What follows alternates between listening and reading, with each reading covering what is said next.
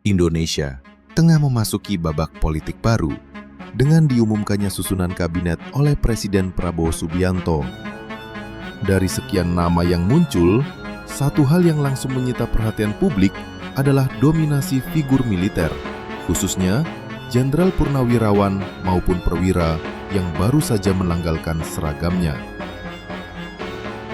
Fenomena ini menimbulkan pertanyaan kritis. Apakah ini strategi yang bijak atau justru tanda kemunduran demokrasi? Sejak reformasi 1998, bangsa ini berkomitmen memisahkan militer dari politik praktis, membatasi fungsi mereka hanya pada pertahanan dan keamanan. Namun, realitas menunjukkan militer tidak pernah benar-benar absen dari panggung kekuasaan. Kini, dengan hadirnya deretan jenderal di kabinet, publik merasa sejarah lama sedang berulang meski dalam konteks yang berbeda. Bagi para pendukung langkah ini, kehadiran figur militer adalah jawaban atas kebutuhan zaman. Disiplin, loyalitas, serta kapasitas manajerial yang terbentuk di dunia militer diyakini dapat memperkuat birokrasi sipil. Apalagi di tengah tantangan geopolitik dan dinamika global yang tidak menentu, sosok dengan latar belakang militer dianggap mampu memberi rasa aman dan kepastian. Mereka terbiasa bekerja dalam situasi krisis, terbiasa mengambil keputusan cepat, serta terbiasa menjaga koordinasi lintas sektor. namun bagi para pengkritik ada bahaya besar yang mengintai. Penempatan jenderal dalam jabatan sipil berpotensi mengikis prinsip demokrasi. Garis tegas yang seharusnya memisahkan ranah militer dan sipil menjadi kabur. Risiko berikutnya adalah dominasi pendekatan keamanan dalam hampir semua kebijakan. Persoalan sosial, pendidikan, hingga kebudayaan bisa saja dipandang dengan kacamata militeristik yang lebih menekankan kontrol daripada partisipasi. Kekhawatiran ini semakin relevan ketika kita melihat perubahan undang-undang yang memperluas ruang bagi perwira aktif menduduki jabatan sipil. Reformasi yang dulu membatasi, kini seolah melonggarkan. Pertanyaannya, apakah kita sedang menuju kematangan demokrasi dengan sinergi sipil-militer? Atau justru kembali ke masa lalu yang menempatkan militer sebagai kekuatan dominan? Di sisi lain, kita tidak boleh menutup mata terhadap kondisi dunia. Saat ini, ancaman konflik global kian nyata. Ketegangan antara Amerika Serikat, Tiongkok, Rusia, dan aliansi-aliansi regional menimbulkan bayang-bayang perang skala besar.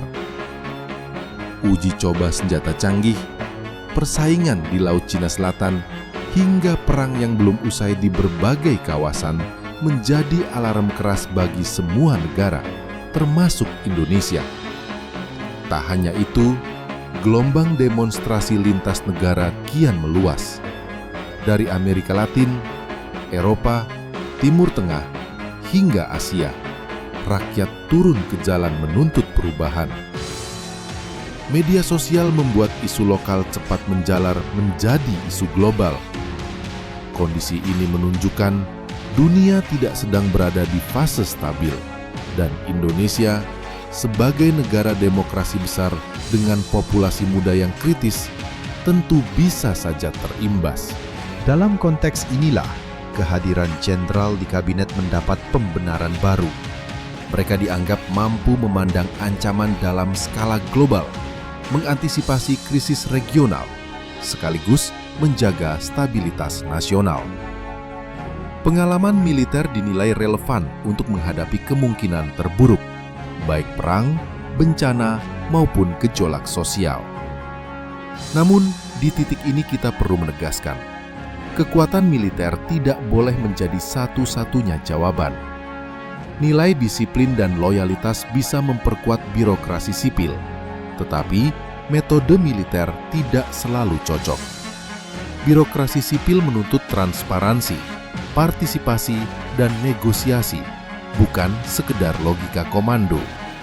Jika logika militer terlalu dominan, maka risiko stagnasi dan ketidakpuasan publik bisa muncul. Dari sisi politik domestik, penunjukan deretan jenderal juga membawa konsekuensi persepsi. Publik bisa menilai bahwa kekuasaan kini eksklusif dikuasai lingkaran militer. Jika tidak dikelola dengan baik, hal ini bisa menimbulkan resistensi dari kelompok sipil, akademisi, maupun masyarakat sipil yang khawatir ruang partisipasinya menyempit. Legitimasi pemerintahan tidak cukup hanya berasal dari hasil pemilu, tetapi juga dari rasa keterwakilan publik yang luas. Meski begitu, survei menunjukkan TNI masih menjadi institusi dengan tingkat kepercayaan publik paling tinggi di Indonesia. Kepercayaan ini bisa menjadi modal besar, namun modal itu seharusnya dipakai untuk memperkuat demokrasi, bukan menggantikan peran sipil. Kedepan, ada 3 hal penting yang harus dijaga. Pertama, transparansi. Publik berhak tahu alasan penunjukan, rekam jejak, serta batas wewenang setiap pejabat militer di kabinet. Kedua, akuntabilitas.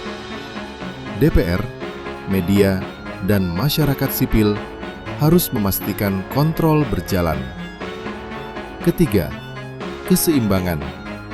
Militer boleh hadir, tetapi jangan sampai menenggelamkan suara sipil. Pada akhirnya, kehadiran deretan jenderal dalam kabinet adalah ujian kedewasaan demokrasi Indonesia. Jika berhasil dikelola, hal ini bisa menjadi bukti bahwa sipil dan militer dapat bersinergi untuk menghadapi ancaman global, sekaligus menjaga stabilitas nasional. Namun jika gagal, risiko kemunduran demokrasi terbuka lebar. Sejarah telah memberi kita pelajaran.